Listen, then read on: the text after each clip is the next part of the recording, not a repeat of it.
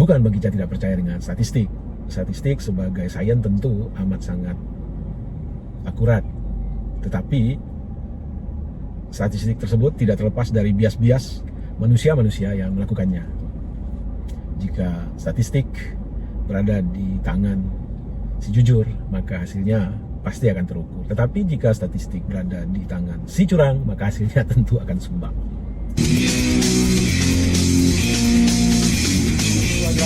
Ketemu lagi kita di channel yang perlu imajinasi informasi gratis tidak bayar. Subscribe. Assalamualaikum warahmatullahi wabarakatuh.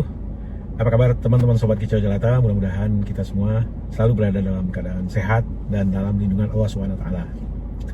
Hari berganti, musim berlalu, jarum jam melesat begitu cepat. Saat ini kita sedang memasuki tahun-tahun politik. Insya Allah di bulan Februari tahun 2024 nanti kita akan melakukan pemilu presiden dan pemilu legislatif. Tentu sebagai warga negara, warga bangsa, kita berharap semua prosesi mulai dari pendaftaran calon, masa kampanye, dan pelaksanaan pemilihannya sendiri berjalan dengan lancar, baik, dan mengeluarkan hasil yang benar-benar sesuai dengan kehendak mayoritas dari rakyat Indonesia. Meski pemilunya masih beberapa bulan ke depan, meski masa-masa kampanye belum dimulai oleh KPU, tetapi agaknya mesin politik sudah mulai bekerja.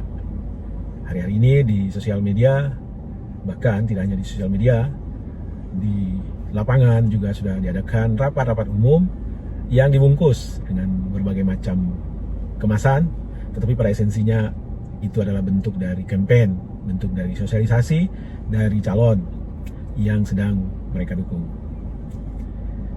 Terkait dengan kampanye di media sosial, Bang Ica mengamati bahwa menu-menu yang disajikan adalah menu-menu yang sangat tidak menarik, cenderung membelah, dan tidak mencerahkan kita sebagai rakyat.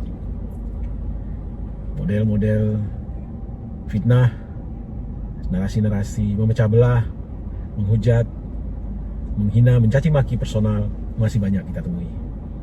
Dan agaknya kelakuan dari para politikus, dari para pendukung, dari para buzzer, dari pemilu ke pemilu tidak jauh berubah.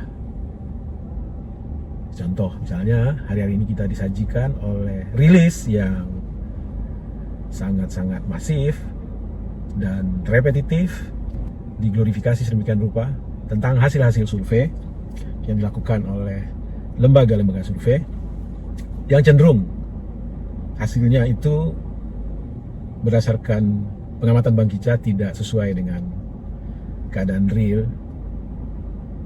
Bukan Bang Kica tidak percaya dengan statistik. Statistik sebagai sains tentu amat sangat akurat. Tetapi statistik tersebut tidak terlepas dari bias-bias manusia-manusia yang melakukannya. Jika statistik berada di tangan si jujur, maka hasilnya pasti akan terukur. Tetapi jika statistik berada di tangan si curang, maka hasilnya tentu akan sumbang.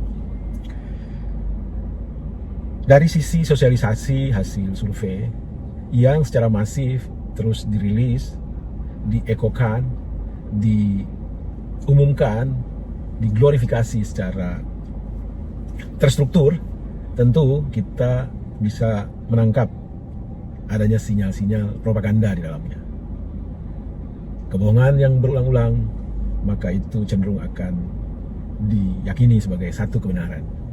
Agaknya glorifikasi atau rilis yang berulang-ulang masif oleh sekelompok orang yang mendukung atau yang memenangkan seseorang itu mempunyai agenda yang ujungnya adalah untuk mempengaruhi behavior sebagian dari masyarakat kita yang mempunyai dalam tanda petik penyakit mental yang disebut dengan inferior illness.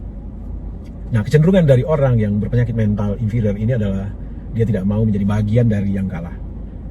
Jika rilis tentang kemenangan seseorang yang terus-menerus dinyanyikan digadang-gadang, diekokan, diglorifikasi di media sosial, lama-lama akan masuk ke persepsi orang yang di dalam dirinya melekat inferioritas ini, yang dia tidak mau menjadi pecundang, dia tidak mau menjadi bagian dari orang-orang yang kalah, maka dia akan menentukan pilihan kepada sosok yang dalam rilis hasil survei tersebut ditempatkan sebagai pemenang.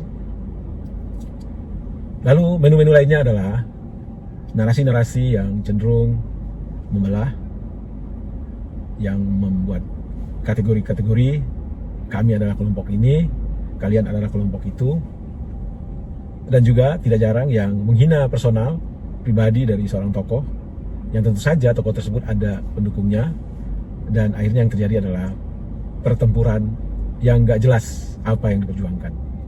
Masa sih gara-gara mendukung seseorang yang kenal pun barangkali mereka tidak, tetapi sampai mereka mengorbankan persahabatan, pertemanan. Tidak jarang dari orang-orang tersebut yang keluar dari grup pertemanan hanya gara-gara merasa tidak nyaman junjungannya atau orang yang dianggap sebagai idolanya diperhinakan. Jadi teman-teman, mari kita cerdas berpolitik. Sejatinya sebenarnya kita ini adalah orang-orang cerdas. Hari ini aku pakai baju hitam, teman-teman mungkin putih, biru, kuning. Hari ini aku pakai topi, teman-teman mungkin tidak, atau pakai topi yang lain. Hari ini aku makan siang dengan soto Padang, teman-teman boleh jadi makan siang di restoran Chinese. Hari ini aku olahraga jalan kaki, teman-teman boleh jadi atau bisa jadi berenang atau apapun. Intinya tidak ada kesamaan di antara kita, dan kita anggap itu sebagai satu sunatullah, satu hal yang biasa saja. Bahkan etnis kita boleh tidak sama, strata ekonomi kita boleh tidak sama, pendidikan kita boleh tidak sama, bahkan agama kita pun boleh jadi tidak sama, dan kita tidak menganggapnya sebagai masalah. Kita terima itu sebagai warna-warni dunia yang memperindah kehidupan ini. Tetapi kenapa dalam hal preferensi politik, baik itu terhadap sosok calon presiden yang kita dukung ataupun sosok partai di mana kita berempati atau menaruh harapan terhadap partai tersebut, kita bisa berseteru, kita bisa bertengkar, kita bisa saling membenci? Kan lucu. Kita biasa berbeda, tetapi untuk preferensi politik kita sering bersengketa. Nah, menurut Gica, ini disebabkan oleh yang tadi itu, menu-menu kampanye, mensosialisasikan diri atau kelompok yang digunakan oleh para politikus kita. Itu adalah menu-menu yang sifatnya menyodok-nyodok emosi kita. Soal etnis, soal agama, soal kelas sosial. Dan itu mereka lakukan, menurut Bang Gica, adalah karena kemiskinan dari ide dan gagasan mereka. Satu-satunya cara bagi mereka untuk mengkapitalisasi diri atau kelompok adalah dengan melempar isu-isu membelah tersebut. Dan ternyata isu-isu tersebut kita tangkap, kita resapi, kita renungkan, dan kita berbenturan sesama kita. Apa sebenarnya yang menyebabkan kenapa begitu gampangnya emosi kita diaduk-aduk? Ya barangkali ini adalah takdir tanah lahir kita. Begini teman-teman, Bang Ica ingin memberi satu gambaran. Ini berdasarkan penelitian bahwa manusia-manusia yang terlahir di belahan utara bumi ini itu adalah manusia-manusia yang cenderung menggunakan akal dalam mengambil satu keputusan, memilih atau tidak memilih, melakukan sesuatu atau tidak. Yang mereka kedepankan adalah akal mereka. Akal itu urusannya adalah benar dan tidak benar, untung atau rugi, bermanfaat atau tidak bermanfaat. Itulah yang mereka kedepankan. Kenapa? Karena alam menantang mereka, menuntut mereka untuk bertindak atau berperilaku seperti itu, kedepankan akal. Kenapa? Karena jika mereka tidak rasional, tidak mengedepankan akal sehat, maka mereka akan boleh jadi meninggal, digulung oleh alam. Ada 4 musim yang terjadi di daerah-daerah utara itu. Bagaimana kalau misalnya mereka tidak berhemat atau mereka tidak menyimpan makanan pada saat musim panen? Tentu di musim dingin mereka akan kelaparan, mereka akan kedinginan, dan segala macam yang bisa berujung pada kematian. Jadi alam tidak memanjakan mereka, alam menantang mereka untuk berhati-hati dalam mengelola hidup, sehingga akallah yang ke depan. Lalu manusia-manusia yang lahir di belahan selatan bumi ini atau di negeri yang tidak mengenal musim, itu cenderung menggunakan hatinya dalam mempertimbangkan atau mengambil satu keputusan. Dan hati ini urusannya adalah suka atau tidak suka, senang atau tidak senang. Dan Bang Kicau yakin bahwa inilah yang membuat kita untuk isu-isu politik tetap sensitivitas kita tinggi, karena yang kita kedepankan adalah perasaan. Dan ini penyebabnya adalah karena alam terlalu memanjakan kita. Teman-teman ingatkan lagu Kus Plus, tongkat kayu dilempar jadi tanaman. Lautan itu bukan gelombang badai yang menakutkan, itu hanya sebuah kolam susu yang kita lempar kayu dan jala, kita dapat ikan dan bisa hidup dari sana. Begitu teman-teman.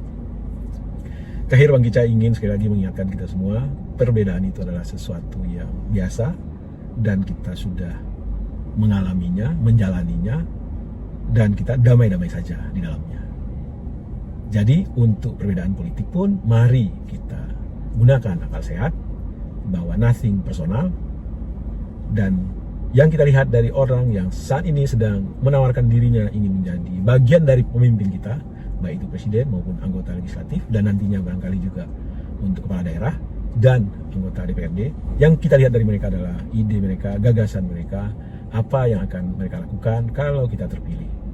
Dan kita nilai apakah yang mereka bawa tersebut, yang mereka narasikan tersebut benar-benar bisa berkontribusi positif terhadap kemajuan bangsa ini. Dan jika mereka terpilih, kita tidak melepaskan mereka begitu saja seperti memberikan cek kosong. Kita awasi mereka jika dalam pelaksanaan tugas-tugasnya mereka menyimpang dari janji-janji yang pernah mereka utarakan, kita jewer mereka, kita tegur mereka. Dan kita ingin mengutip kata-kata Pak Anies Baswedan pada saat membuat pidato politik di Senayan, bahwa kekuasaan itu tidak pernah berpindah. Kekuasaan tetap ada di tangan rakyat. Yang berpindah secara 5 tahunan siklusnya adalah orang yang ditunjuk oleh rakyat untuk melakukan atau mengaplikasikan kekuasaan itu untuk kepentingan rakyat. Demikian kicau pendek ini sambil menunggu cucu pulang les. Wassalamualaikum warahmatullahi wabarakatuh. Salam sehat dan bahagia.